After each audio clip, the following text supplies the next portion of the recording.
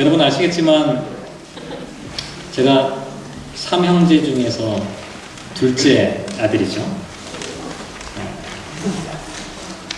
저는 성경을 볼 때 참 좋아요. 왜냐하면 성경에 보면 동생이 형을 이기는 얘기가 많거든요. 동생이 축복받는 이야기가 참 많아요. 예를 들면 동생 아벨이 형 가인보다 예배를 잘 드렸어요. 그리고 동생 야곱이 형 에서보다 큰 축복을 받았어요. 탕자의 비유에 보면 큰아들은 나중에 혼나요. 작은 아들은 그래도 회개하고 돌아가서 아버지의 품에 안기잖아요. 오늘 본문도 한번 보세요. 오늘 본문 마태복음 21장 29절 말씀에 보면 아버지 가겠나이다 하더니 가지 아니하였다. 누가 그랬어요? 큰아들이 그랬어요. 반면에 둘째 아들은 어떻게 했습니까? 30절을 보면 둘째 아들에게 가서 또 그와 같이 말하니 대답하여 이르되 실소이다. 이 주대가 있어요. 둘째는 자기 생각이 아니면 실소이다 하였다가 그 후에 뉘우치고 갔다. 이렇게 말하고 있습니다.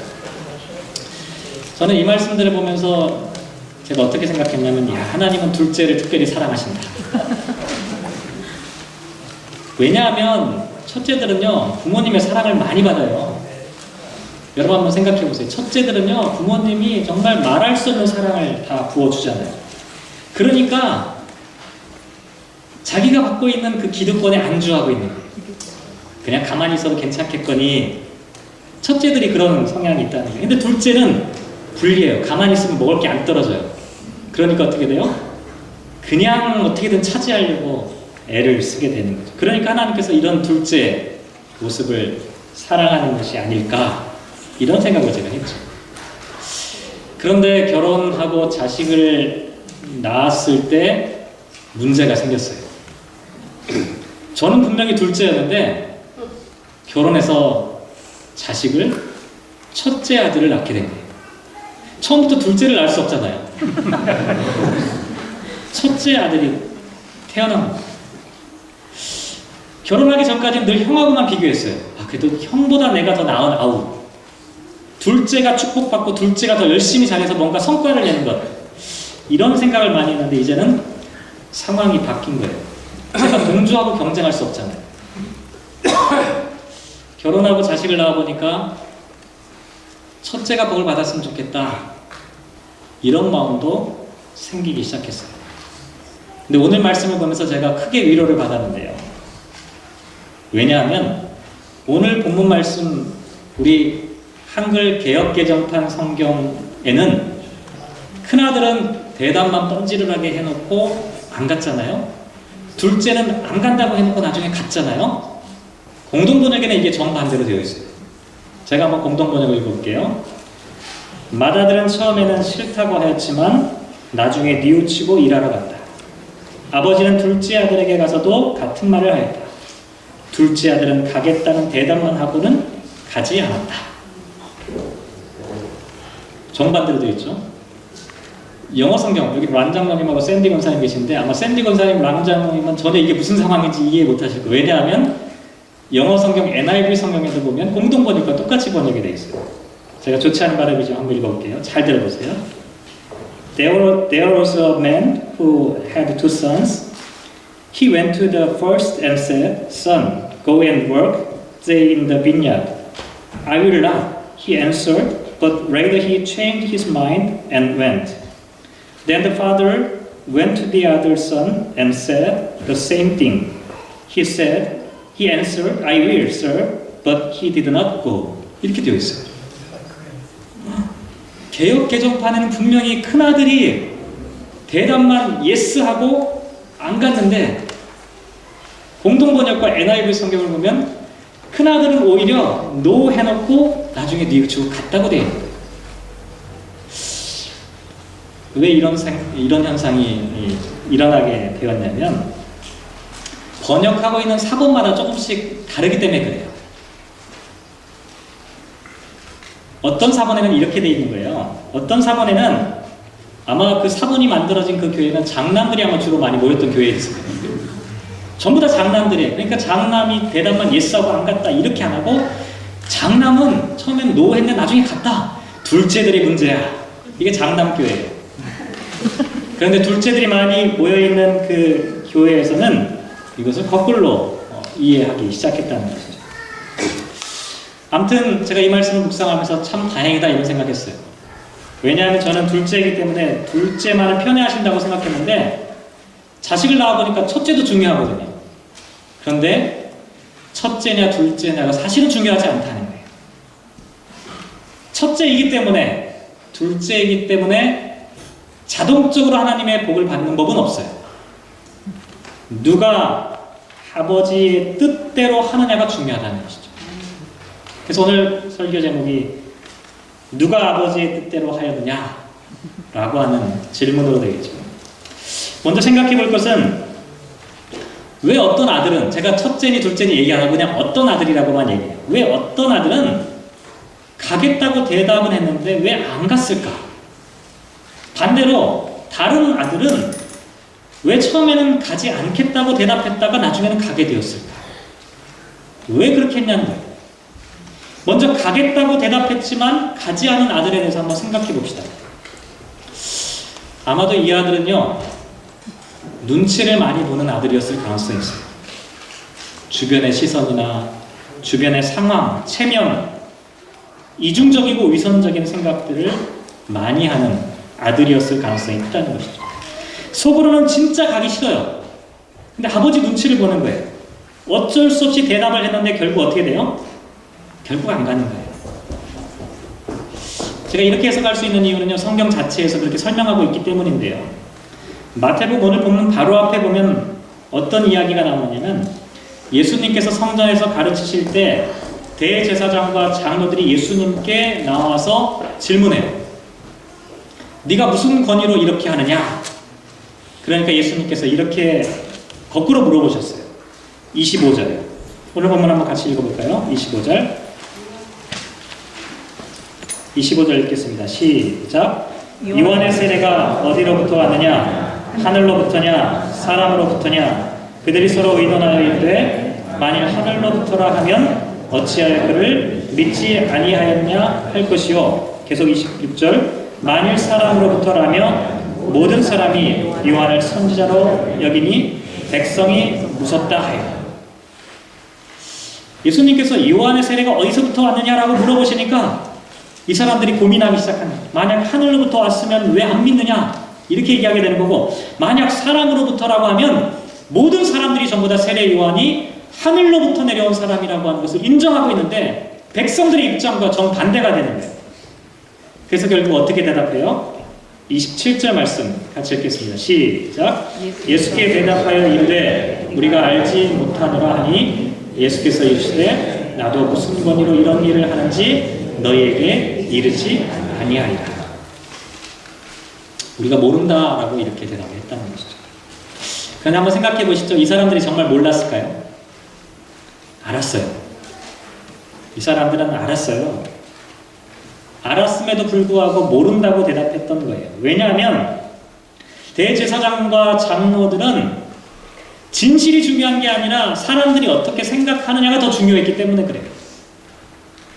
어떤 게 하나님이 원하시는 것이고 진짜 사실이냐라고 하는 것보다 사람들의 이목과 사람들의 시선을 더 많이 의식하게 되었다는 것이죠. 겉으로는 예스라고 하지만 속으로는 아니라고, 속으로는 아니라고 해도 겉으로는 예스라고 하는 이중적인 위선적인 대답을 할 수밖에 없었다는 것이죠. 그 말씀이 끝나고 난 다음에 예수님께서 오늘 이 비유를 말씀하시는 거예요. 두 자식이 있는데 한 자식은 대답은 예라고 하면서 일하지 않는 자식이 있다는 거예요. 무엇이 진실인 줄 알면서도 겉으로 드러난 이 체면 때문에 위선적인 대답을 하는 이런 사람들, 결과가 어떻게 되느냐? 32절에 보면 너희는 이것을 보고도 끝내 뉘우쳐 믿지 아니하였다라고 질책하고 있다는 것이죠.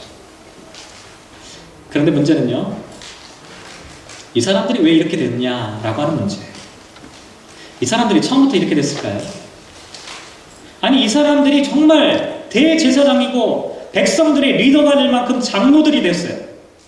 근데 왜 이 사람들이 진실을 은폐하고 진실대로 신앙생활을 하지 않게 되었느냐? 그 이유를 찾아보는 게 중요하다는 거죠. 마침 지난주 수요일날 제가 성경 공부를 인도하는데 거기에 어떤 내용이 나와 있냐면 종교개혁 특강이라고 말씀을 드렸는데 교회의 역사에 대한 이야기를 제가 쭉 설명을 드렸어요. 교회는 어떻게 시작했어요? 하나님을 믿는 사람들, 예수님의 부활을 증거하는 사람들이 자발적인 신앙 공동체를 형성하는 것이 교회의 시작이에요. 교회는 누가 억지로 모이라고 하지 않았음에도 불구하고 하나님의 성령의 뜨거운 감동을 받은 사람들이 박해를 받으면서도 목숨을 걸고 세례를 받고 무덤 속에서 하나님께 예배 드렸던 것이 교회의 시작이었어요. 그런데 시대가 좀 바뀌었죠. 박해의 시대가 끝났어요. 교회가 로마 정부의 인정을 받게 되었고 급기야는 로마의 국교가 되었어요. 그러면서 교회는 국가교회가 되었고 민족교회가 되었어요. 이거 어떻게 생각하면 참 큰 축복이라고 말할 수가 있어요. 그렇죠? 캐나다가 기독교 국가가 되었다. 대한민국이 기독교 국가가 되었다. 얼마나 큰 축복일까요? 실제로 이와 같은 것을 전도의 목표로 삼는 분들도 있잖아요. 민족 복음화, 국가 복음화. 열심히 전도해서 대한민국에 사는 사람 모두가 다 기독교인이 되어서 기독교 국가가 되었으면 참 좋겠다. 그런데 불행하게도 우리의 예측은 전혀 빗나가게 돼요. 유럽에서 교회가 국가교회가 되면서부터는 교회가 치명적인 위기와 어려움을 당하기 시작하는 거죠. 왜 그런지 아세요? 태어나는 순간에 저절로 기독교인이 되어버린 거예요. 그러니까 신앙적인 질문, 신앙적인 고민이 사라져버린 거예요. 기독교는 신앙의 공동체가 아니라 점점 문화와 관습으로 전락해버린 거예요. 나의 믿음이 아니라 우리나라를 통치하는 거버너가 누구냐에 따라서 내가 기독교인이 되기도 하고 비기독교인이 되기도 하는 그런 상황이 초래하게 된 거예요. 민족 전체가, 나라 전체가 때로는 신앙인이 되기도 했다가 되지 않기도 하는 그런 일들이 벌어지기 시작하는 거죠. 나쁜 예지만 이런 것과 비슷해요. 어떤 기업의 사장님이 교회를 열심히 다니는군요. 그 밑에 있는 모든 직원들이 다 교회를 다니게끔 만드는 거예요. 군대에 있는 지휘관이 교회를 열심히 다니고 밑에 있는 참모들이나 모든 사람들이 어쩔 수 없이 다 교인이 되는 거예요. 겉으로 볼 때는 참 좋은 것 같은데 거기에는 함정이 숨어 있었어요. 종교개혁은 바로 여기에 대한 도전이었습니다. 루터가 오직 은혜라고 하는 말을 하게 되었던 까닭은 기독교 국가이기 때문에 기독교 가정에서 태어났다고 해서 저절로 구원받는 것이 아니라 구원이라고 하는 것은 하나님의 전폭적인 은혜로 주어지는 것이다라고 하는 것을 강조하기 위한 그와 같은 말씀이었다는 것이죠. 그래서 종교개혁 운동 가운데 가장 극단적인 한 분파가 있는데 제세례파라고 하는 그런 사람들이 있었어요. 제세례파가 뭐냐면은 중세시대에는요 아기가 태어나면요 자동적으로 유아 세례를 다 받도록 되어 있어요. 예외가 없어요. 그냥 태어나는 순간 유아 세례를 받게 되어 있다는 거죠. 신앙이 없든 있든 그건 아무런 문제가 되지 않는 거예요. 제세례파를 주장했던 사람들은 여기에 문제 제기를 한 거예요. 그렇게 태어나서 저절로 자기 스스로 아무런 신앙에 대한 깨달음도 없고 도전도 없이 그렇게 세례를 받는 것이 무슨 의미가 있게 됩니까? 다시 세례를 받아야 된다. 그래서 제세례파라고 하는 아주 극단적인 그와 같은 운동까지도 생겨나게 되었다는 것이죠. 사실 우리 주변에도 이런 경우가 많이 있죠. 이 자리에 있는 우리 자녀들 한번 살펴보세요. 특별히 부모님께서 교회에 직분을 갖고 있는 경우를 한번 생각해 보세요. 어쩔 수 없이 교회를 나와야 해요. 자기 마음속에 아무런 고민과 또 하나님에 대한 도전 없이 그저 신앙이 주어지고 신앙이 굴레가 되고 관습이 되어버리는 어쩔 수 없이 대답을 예라고 할 수밖에 없는 그런 자녀들이 우리 가운데 존재하고 있다는 것이죠. 신앙이 3대, 4대로 이어지는 가정을 보면 모태신앙에서 태어난 그런 가정들, 이분들도 비슷해요. 모태신앙을 뭐라고 부르는지 아십니까? 모태신앙을 모태신앙. 알아들으신 분은 한국말이 뛰어난 분들입니다. 모태신앙이 모태. 나 이것도 못하고 저것도 못하고. 왜 그런 줄 아세요? 기독교에 대해서는 잘 알아요. 기독교의 관습과 문화는 다 알아요. 그런데 자기 스스로 신앙에 대한 확신이 없어요. 자기가 정말로 하나님에 대한 은총과 은혜를 자기 가슴속으로 깨닫지 못했기 때문에 주저하게 됩니다. 신앙의 껍데기를 갖고 있지만 신앙의 본질 가운데는 들어가지 못하는 거예요. 이와 같은 일 때문에 종교개혁 운동이 일어나게 됩니다. 국가 안에 있다고 자동적으로 그것이 기독교인이 되는 것이 아니라는 거예요. 믿음의 가정 가운데 있다고 해서 자동적으로 믿음 좋은 자식이 태어나는 것이 아니라는 거예요. 오직 하나님의 은혜가 우리 가운데 있어야 한다는 거예요. 이와 같은 종교개혁 이후에 어떤 운동이 일어나게 되었냐면, 그래서 자유교회 운동이 일어나기 시작해요. 국가의 간섭을 받는 것이 아니라 지원과 도움도 받지 않는 거예요. 말 그대로 독립적인 교회. 이게 사실은 종교분리라고 하는 것이 시작된 이유예요. 여기에다가 미국식 자유민주주의가 결합되면서 지금 같은 교회 형태가 만들어지게 됩니다. 결국 왜 첫째 아들과 같은 사람들이 생겨나게 되었냐면, 종교가 제도와 관습이 되었기 때문이라는 거예요. 대답은 예라고 해요. 하지만 하나님 나라의 삶을 누리지 않는 거예요. 일하러 가지 않는 거예요. 신앙은 자발적이고 하나님과 자기 사이에서 이루어지는 영적인 교통이 있어야만 그것이 온전한 신앙이 시작될 수가 있는데, 이들에게는 이와 같은 만남이 없기 때문에 움직일 수가 없는 거예요. 참된 기독교인으로 살아갈 수가 없게 되었다는 거죠. 신앙 없이 신앙인이 되는 것, 저는 이것이야말로 참으로 불행한 일이라고 생각합니다. 신앙 없이 신앙인이 되는 것. 신앙은 관습과 굴레로 사람들에게 강요해서 이루어지는 것이 아니라는 것이죠. 하나님께서 우리에게 주시는 그 은혜로 말미암아 우리가 하나님에 대한 믿음을 갖게 될 때, 그때 우리가 하나님의 백성, 하나님의 사람으로 살아갈 수 있게 된다는 것이죠. 그런데 이와 같은 모습이 중세시대에만 있었던 것은 아니었어요. 오늘 우리가 함께 읽은 본문 가운데 구약 에스겔서 말씀 있잖아요. 한번 펴보실까요? 에스겔서 18장 2절과 3절 한번 읽어볼까요? 2절과 3절 말씀. 예전에 이 말씀 갖고 한번 설교했던 기억이 나는데요. 2절과 3절, 자, 같이 한번 읽어보도록 하겠습니다. 시작. 너희가 이스라엘 땅에 관한 속담에 이르기를 아버지가 신 포도를 먹었으므로 그의 아들의 이가 시다고 하면 어찌 되느냐. 주 여호와의 말씀이니라. 내가 나의 삶을 두고 맹세하노니 너희가 이스라엘 가운데에서 다시는 이 속담을 쓰지 못하게 되리라. 아주 웃기는 얘기죠. 아버지가 신포도를 먹었는데 아들의 이가 시다는 속담이 이스라엘 공동체 가운데 있었다는 거죠. 왜냐하면 아버지와 아들이 하나였기 때문에 부모 세대와 자녀 세대가 그만큼 공동체적으로 하나로 결합되어 있던 상태를 나타낸다는 것이죠. 부모와 자식뿐만 아니라 이웃도 모두 하나의 공동체로 연결되어 있었어요. 이것이 이스라엘의 모습이었어요. 이스라엘 백성들은요, 따로 떼어져서 혼자 독립적인 사람들로 살아가지 않았어요. 모두 다 공동체라고 생각했어요. 그러니까 옆집 아저씨가 신포도를 먹으면 옆집에 있는 아들이 시다고 느낄 정도였다. 이게 이스라엘의 공동체의 모습이었다는 거예요. 그런데 이제는 더 이상 이런 속담을 쓰지 못하게 되었다는 거예요. 왜냐하면 에스겔 시대는 어떤 시대냐면 바벨론 포로로 끌려간 시대예요. 나라가 망했어요. 더 이상 민족이라고 하는 공동체는 사라져버린 거예요. 다 흩어져 버렸어요. 산산조각 나버린 거죠. 그러니 이런 속담 더 이상 사용할 수 없게 돼버린 거죠. 그래서 18절 말씀 한번 보실까요? 18절 말씀. 18절 읽겠습니다. 시작.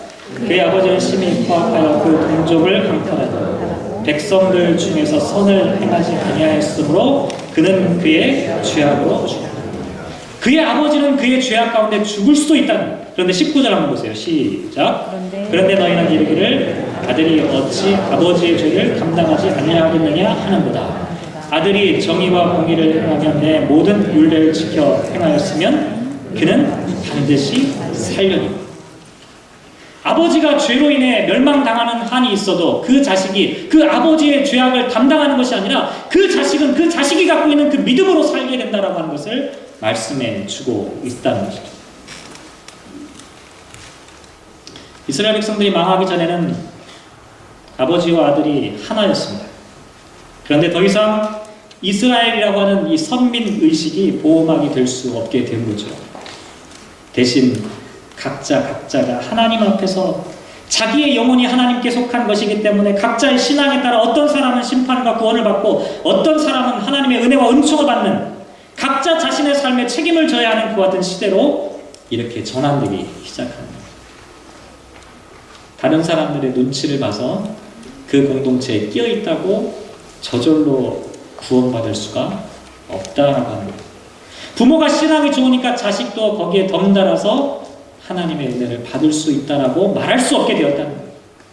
모두 한 사람씩 각자 자신의 몫으로 하나님 앞에 서야 된다는 거예요. 우리도 마찬가지. 이 자리는 저와 여러분이 각자 한 사람이 자기 신앙을 책임지는 삶으로 살아야 된다는 겁니다. 제가 목사라고 제 자식들이 저절로 신앙이 좋아지겠어요? 그렇지 않다는 거예요. 각자 자기 자신이 하나님에 대한 만남이 있지 않으면 아무리 목사의 자식이고 장로의 자식이라 할지라도 누구도 책임질 수가 없다는 거예요.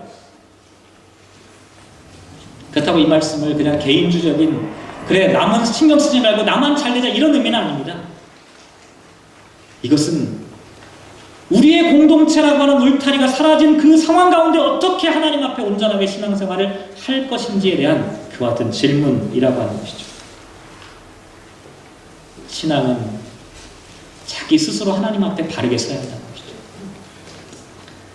이게 첫째 아들을 통해서 우리가 생각해본 모습이라면 둘째 아들의 모습을 한번 생각해 보시죠. 둘째 아들은 뭐라고 했습니까? 처음에는 싫다, 실소이다. 그런데 어떻게 했어요? 나중에는 뉘우치고 갔다 이렇게 말하고 있어요. 왜 처음에는 싫다고 했을까요? 처음부터 간다고 대답하지. 이 아들이 좀 성격이 있는 아들일 수도 있어요. 그죠? 좀 반항적인 아들. 무조건 뭐 시키면 무조건 생각하지도 않고 무조건 못해. 안 해. 대답은 그렇게 해놓고 나중에 생각해보니까 너무했던 것 같아. 뭐 이런 아들일 수도 있습니다. 그런데 이 사람들을 어떤 사람들로 예를 들고 있냐면 마태복음으로 다시 한번 돌아가 보시죠. 31절 말씀 보시면 이 사람들을 예로 드는 그 예가 어떤 사람들로 등장하고 있냐면 내가 진실로 너희에게 이르노니 세리들과 창녀들이 너희보다 먼저 하나님 나라에 들어가리라. 지금 예수님께서 예로 들고 있는 둘째 아들의 경우는 어떤 사람들로 예로 들 수 있냐면 세리와 창녀들 같은 사람들로 예를 들고 있다는 거예요. 여기 나와 있는 이 세리라고 하는 이 표현은요, 세금을 걷는 사람이긴 해요. 그런데 더 그 의미를 찾아보면 어떻게 되어 있냐면 통행세를 부과하고 그것을 착복하는 사람이다, 이런 의미를 갖고 있어요. 한마디로 날강도예요. 창녀는 말 그대로 창녀예요.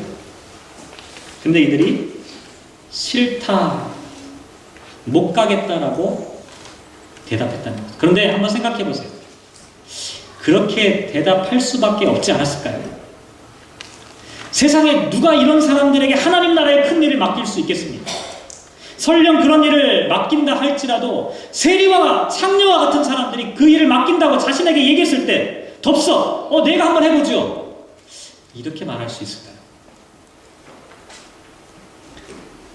제가 신대원을 졸업하고 목사가 되기까지 3년 동안 그거를 자꾸 딜레이 목사 고시 원서만 날렸어요. 저 고시료만 3번이나 3년 동안 날렸거든요. 시험을 보려고 접수를 해놨어요. 시험 당일날 시험 보러 가야 되는데 못 가겠더라고요. 그 집사람한테 다른 데 간다고 하고 안 갔어요. 다음에도 그 다음에도 집사람하고 부모님은 걱정하시죠.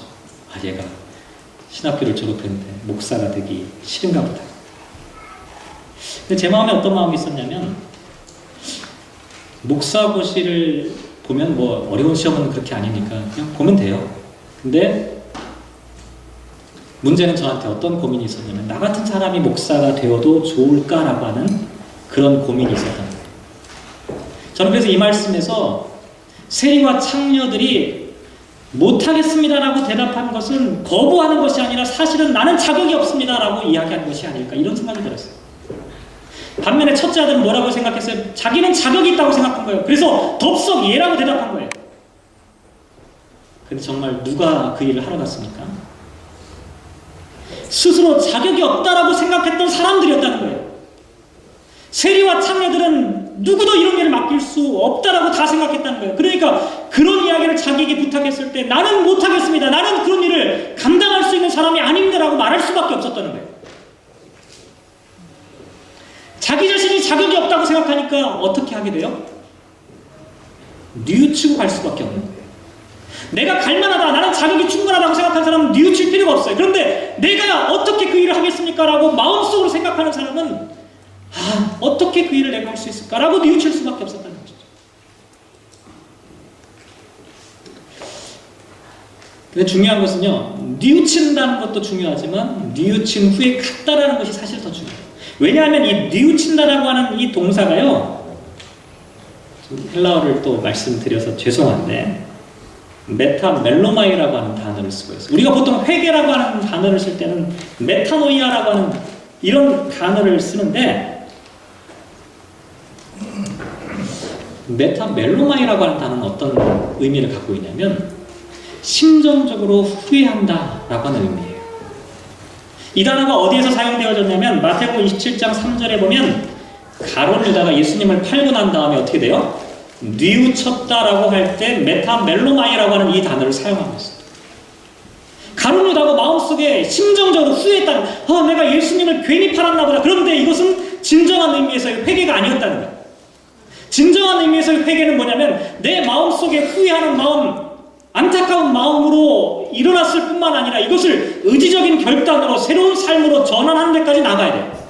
그래서 메타노이아라고 하는 것은 마음속에 있었던 이 후회가, 마음속에 있던 이 갈등이, 마음속에 있었던 이 마음이 새로운 삶으로 움직여 나갈 때 그것이 진정한 회개라고 하는 단어로 이해될 수 있다는 것이죠. 그런데 스스로 자격이 없다고 생각했던 사람들, 스스로 나는 하나님 나라의 일을 할 수 없다라고 생각했던 그 사람들이 뉘우쳤을 뿐만 아니라 뉘우친 후에 그 말씀에 따라 그 포도원에 일하러 갔다는 것이죠. 그 사람들을 향해 예수님께서 뭐라고 말씀하시냐면 세리들과 창녀들이 너희보다 먼저 하나님 나라에 들어가리라 라고 말씀하고 있는 거죠. 말씀을 마무리하도록 하겠습니다. 예수님께서 두 아들의 비유를 말씀하셨어요. 여기 계시는 우리 자매분들께는 대단히 죄송합니다. 다 포함돼요.